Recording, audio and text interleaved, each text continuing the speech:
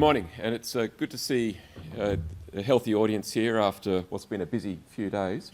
It's also a little daunting to follow Chris and Brian, having seen the progress that they've made over the last 12 months. Kina is a little bit different in that we're a private company. We're also a new entrant to Papua New Guinea.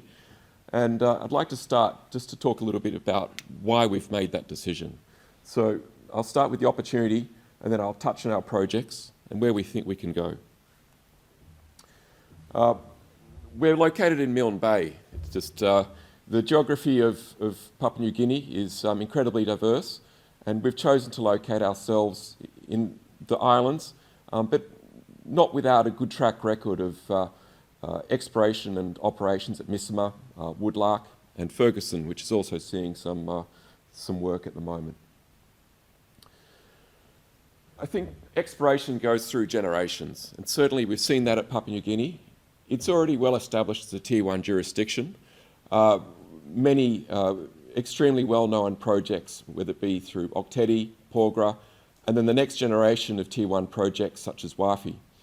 But from our perspective, what we saw was I guess a paucity of exploration since the last 2009-2010 commodity peak, with only a few exceptions, the key exception being the work that's been done at K92. And as we've sort of looked around for where we may decide to start new projects, so 2-3 years ago, I guess we were agnostic. We were looking for where good projects were, where the next sort of focus of exploration may go. And we believe that there's a new generation of exploration emerging in Papua New Guinea.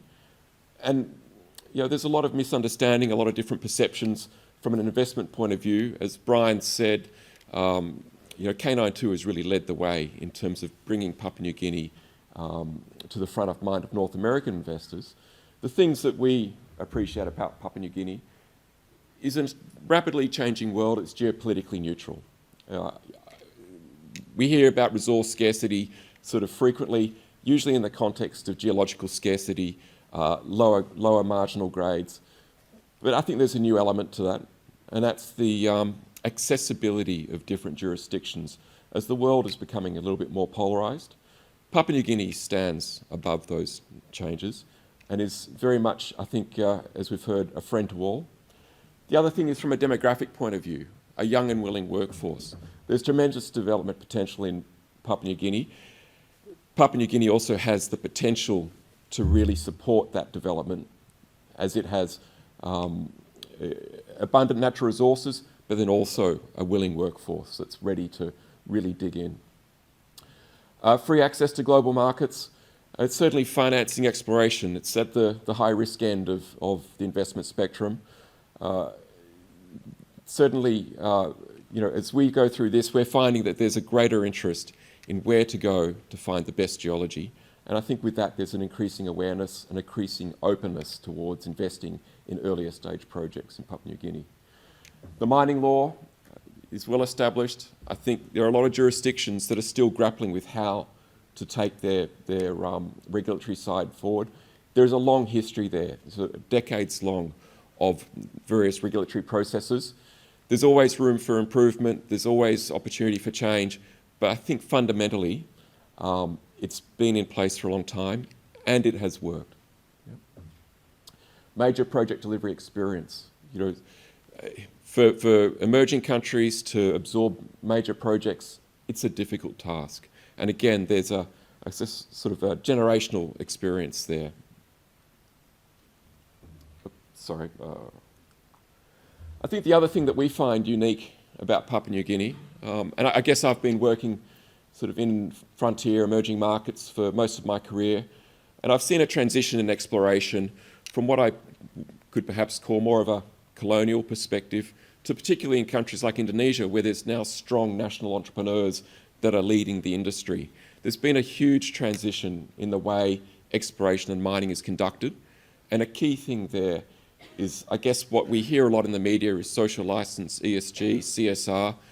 It's a little bit hard to know what these mean from afar, but I think the community has always been a critical part of exploration and mining in Papua New Guinea. And in that sense, the social license, the community engagement model there is quite unique, and in a sense it's a case of, I guess you could say, back to the future, and that I see in many ways that the rest of the world is catching up to Papua New Guinea. This is sort of the recognition that these projects impact a lot of people. It's very much a multi-stakeholder opportunity for government, for landowners, for investors, for potential employees.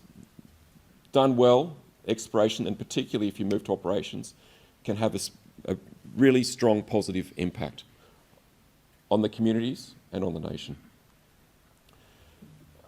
Before I really talk about Kina in a bit more detail, I just want to recognise what's happened over the last 12 months.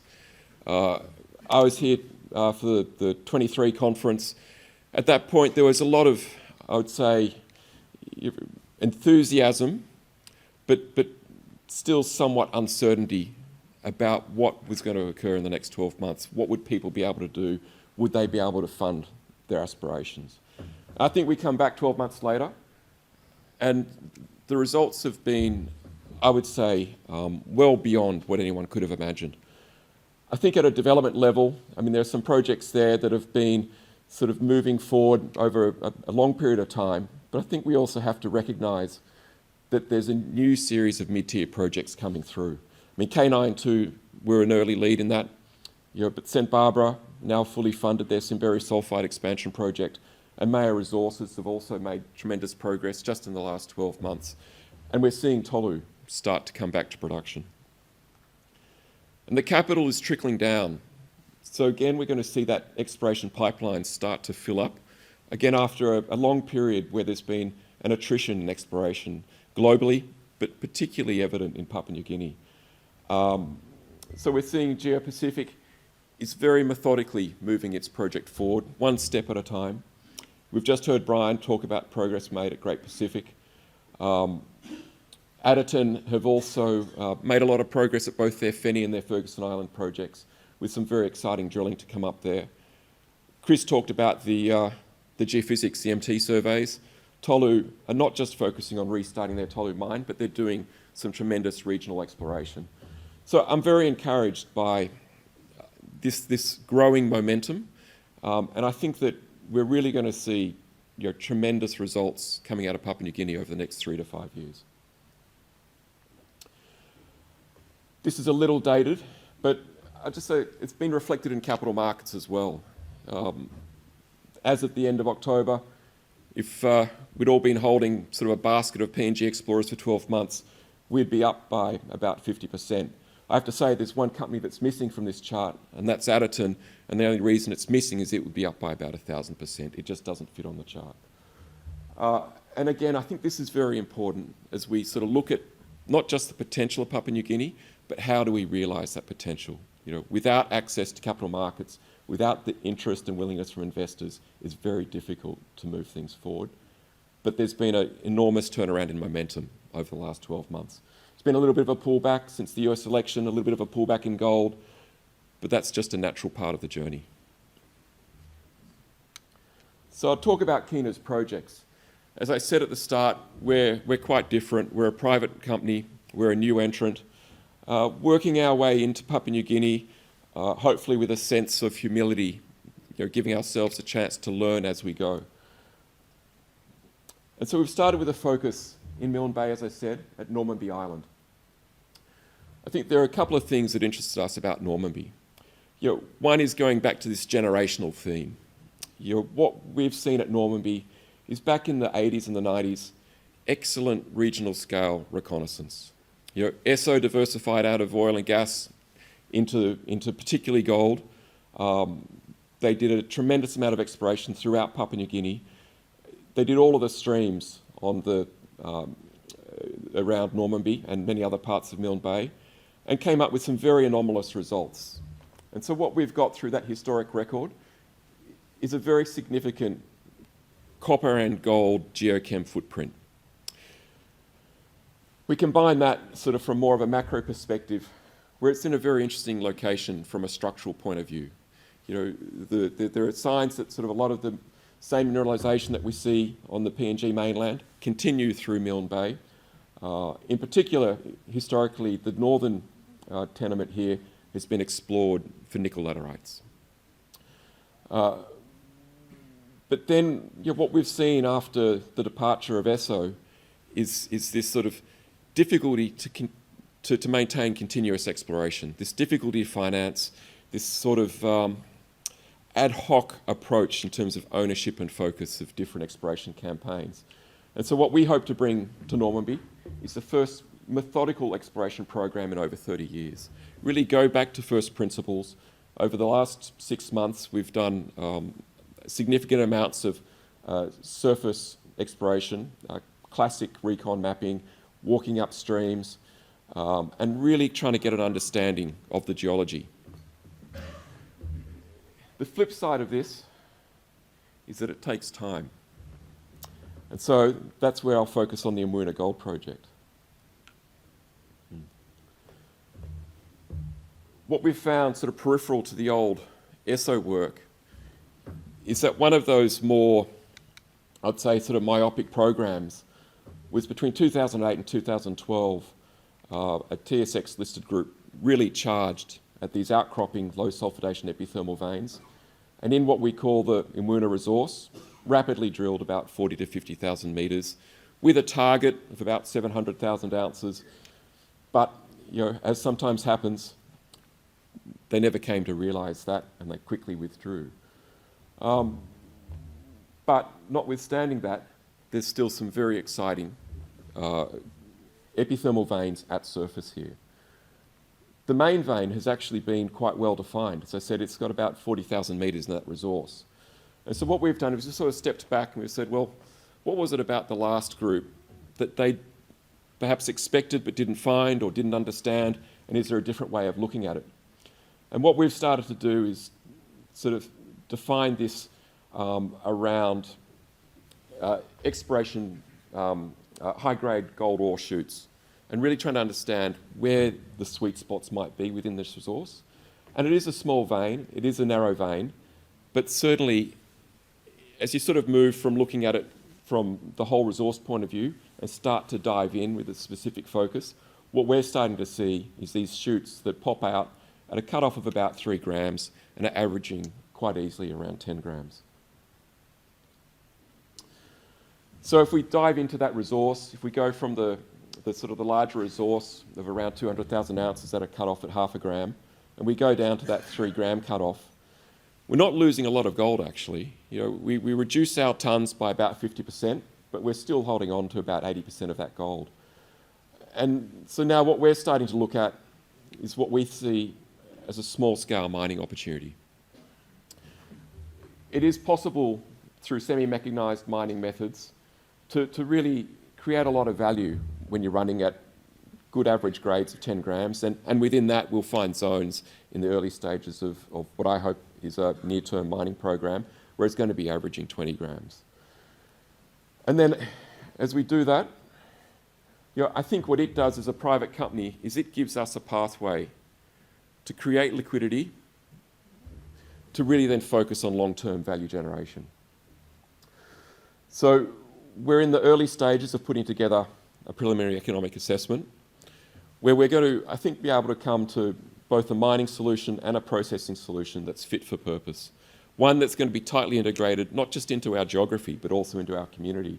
And one which I hope is substantially managed through a residential team. So we need another few months on this. And then next year we're going to come back with what are the key questions that we need to address before we have the confidence to move ahead with a development decision. But I think that this is very feasible over the next 12 months. We've got quite a tangible proposition here, and we've got a very clear goal. And if we are successful there, it gives us the chance to really step back and really appreciate the geology of the rest of Normanby. Like many other parts of Papua New Guinea, there is tremendous potential throughout Milne Bay. But as I said before, the historic work is patchy and inconsistent, and it's really hard to know how to put it together. We have interesting structure, we have incredible geochemistry. There's a lot of smoke, as you could say, but it's still very difficult to say where the fire is, and it's going to take time. So with an operation off to the north coast, we hope that this will allow us to take a patient, methodical approach to really better understanding the geology of Normanby.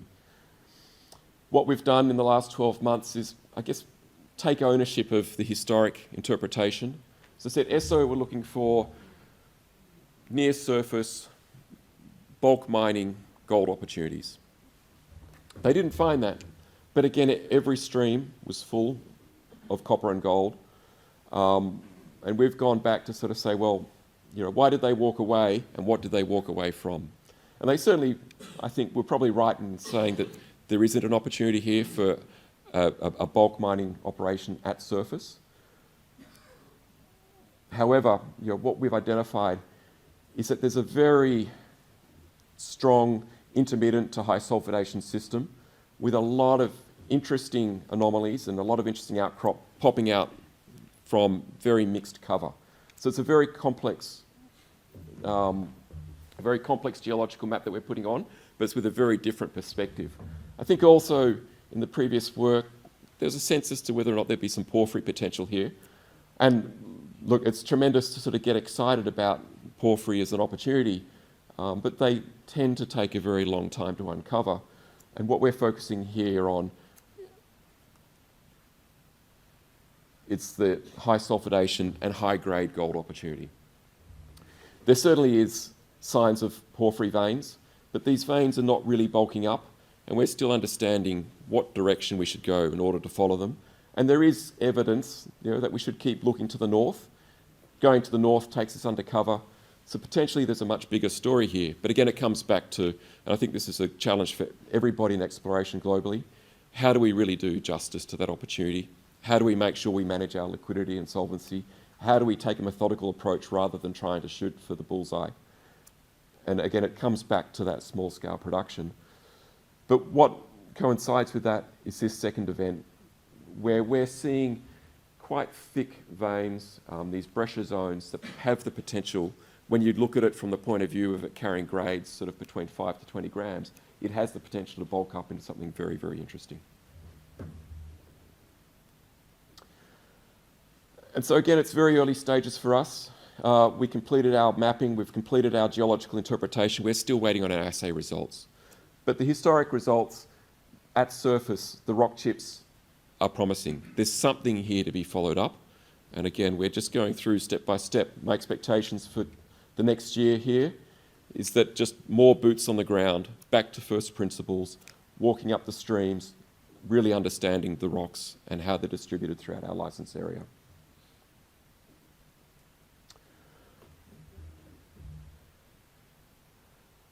And so with that, I'll sort of conclude as to what I think Kina will be able to do over the next 12 months. And that is take this preliminary economic assessment towards putting in the foundations that we need for a mining licence application, going towards perhaps a 12 to 18 month plan of coming into small-scale production, and really with that tangible opportunity and with that ability to start to generate a cash yield out of the project, look at doing justice to the bigger picture, a more patient approach, a steady approach to really having a better understanding as to what could be a very, very exciting opportunity on Normanby Island. So just going back to the start, we think Papua New Guinea offers a tremendous opportunity. We've been careful in how we select our projects. We've tried not to bite off more than we can chew. Your exploration is a very unforgiving task. This is something that is within our ability. This is something that we can advance. And this is something that we feel very confident about. Small steps, but small steps towards a much bigger future. And there's a pathway there for us for the next 12 months. And I hope that I can come back again next year and sort of reflect on what we've achieved over this coming 12 months. So thank you for your time.